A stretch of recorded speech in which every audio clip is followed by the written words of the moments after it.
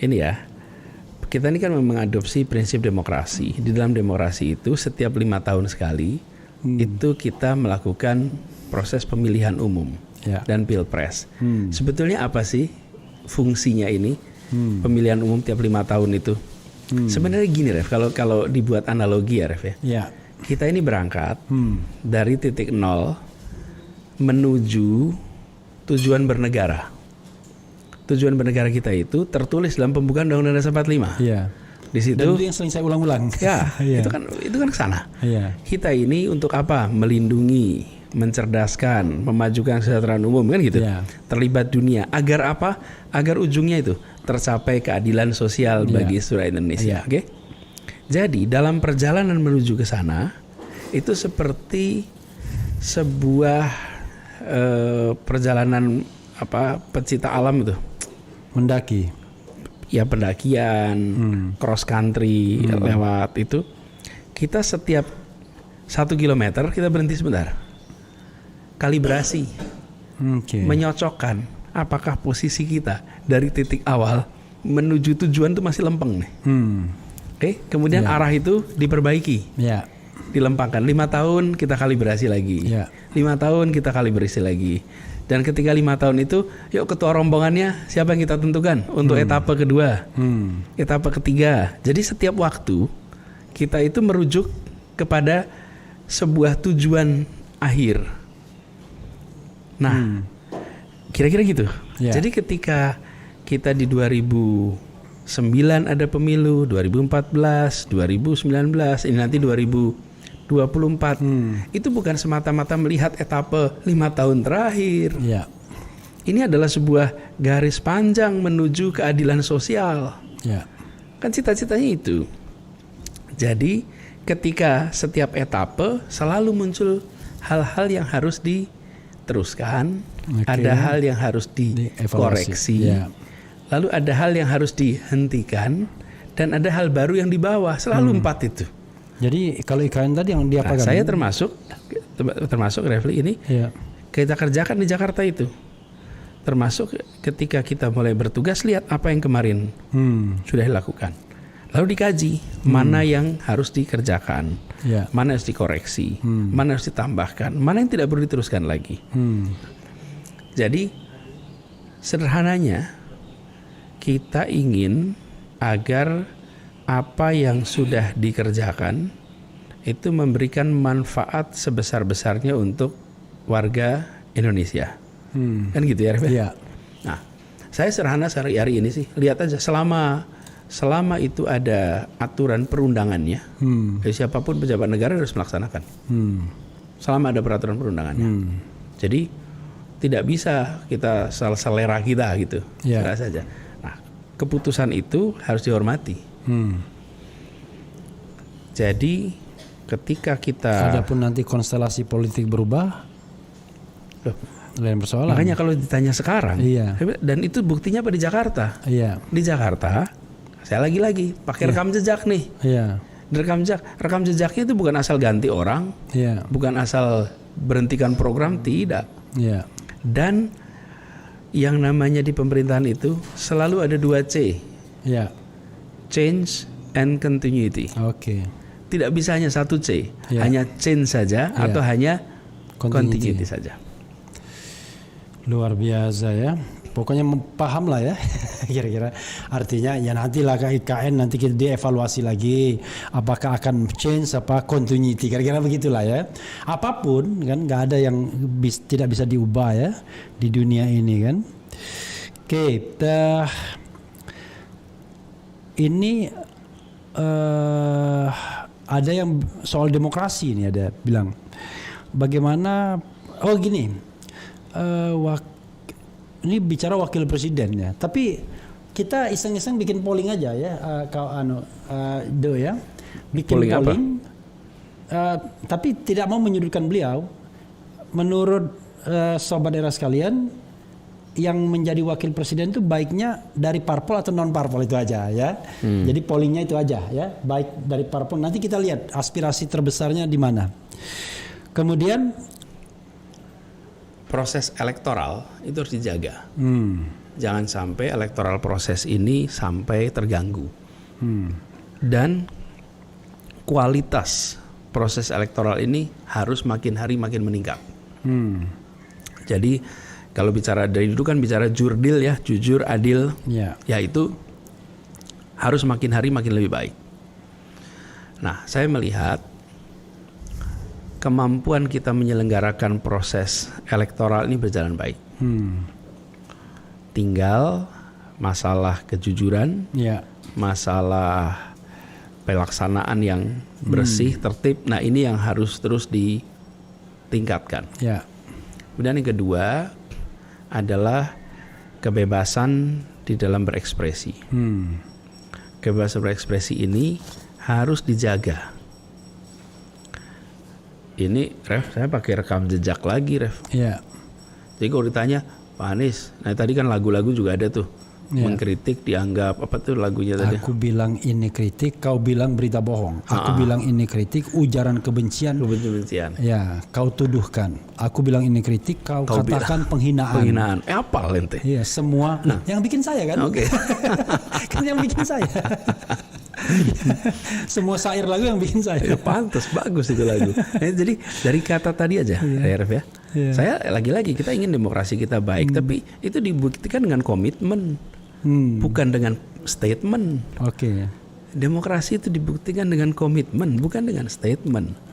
Nah, komitmen kita lihat aja rekam jejaknya. Ref, kurang apa sih cacian? Kurang apa sih kritikan? Kurang apa sih kebohongan? Ditempelkan? Nggak ada tuh dituntut? Nggak ada. Tidak ada. Kenapa? Ya biarlah itu menjadi rekam jejaknya yang mengatakan, bukan rekam jejak saya. Jadi saya melihat demokrasi ini harus kita rawat, dan harus kita ikhtiarkan sama-sama. Jangan saya ingin demokrasi baik, tapi saya nggak mau mengikhtiarkan, nggak bisa. Indonesia itu adalah apa yang kita lakukan. Nah, saya melihat demokrasi kita ini harus dijaga nih, agar kebebasan untuk ekspresi, kebebasan untuk mengungkapkan pikiran itu dihormati. Nah, kebohongan itu masalah memang, Ref. Itu masalah. Yang menurut saya kita harus, negara satu saat harus memberikan warning nih. Soal kebohongan-kebohongan. Tapi soal kritik, soal apalagi yang tajam-tajam nggak apa-apa. Tapi masalahnya kadang-kadang pemerintah kan nggak bisa membedakan mana berita bohong, mana kritik. Setiap kritik yang tidak disukai dianggapnya berita bohong, menyebarkan kebohongan. Itu nggak bisa. Ya makanya. Di sini ada bagaimana penilaian Pak Anies mengenai kondisi demokrasi di Indonesia saat ini dan pendapatnya mengenai presidensial threshold 0% atau maksudnya tanpa presidensial threshold ini 0%. Ya, gini. Kalau bicara tentang demokrasi di Indonesia,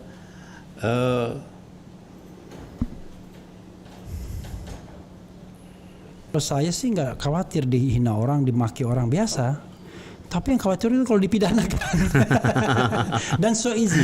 Itu masalahnya. Karena ketika undang-undang tentang penyebaran berita bohong itu dihidupkan kembali, maka mudah sekali.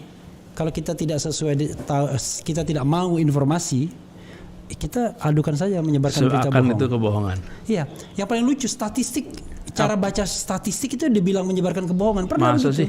Iya. Jadi suatu saat itu buzzer-buzzer lah.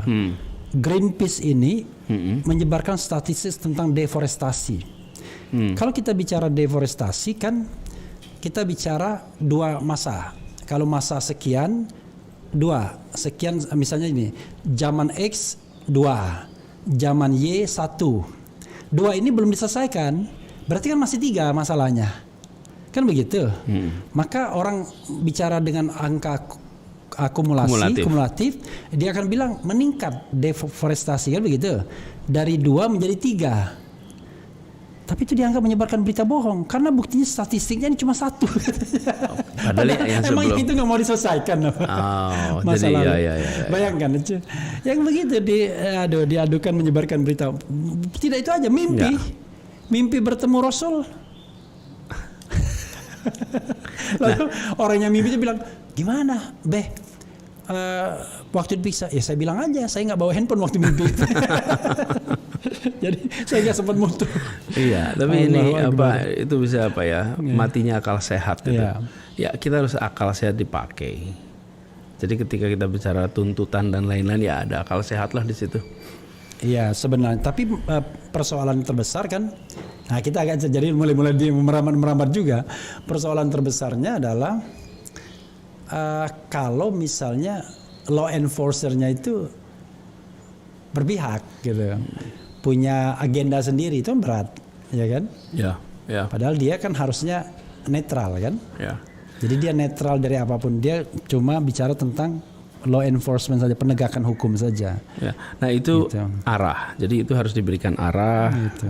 Dan saya juga melihat ketika kita bicara demokrasi di Indonesia, harus diperhatikan bahwa salah satu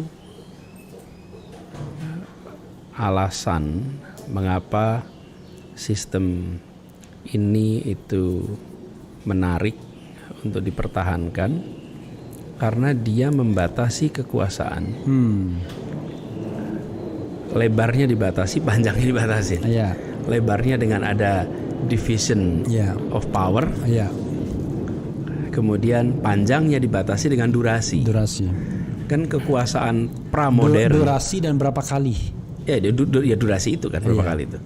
Nah, kekuasaan pramodern itu yang namanya panjang dan lebar gak dibatasin. Dan kemudian apa yang terjadi? Yang terjadi kemudian zero sum. Kenapa? Bayangkan dinasti begitu menang, sebuah dinasti dia bisa berkuasa 200 tahun, 300 tahun. Yang kalah gak punya harapan lagi. Begitu dia gak punya harapan, maka dia akan melakukan perlawanan habis-habisan. Untuk karena mengembangkan kekuasaan. Dia tidak punya harapan untuk bisa eksis. Bukan cuma kekuasaannya, tapi idenya, gagasannya gak bisa hidup.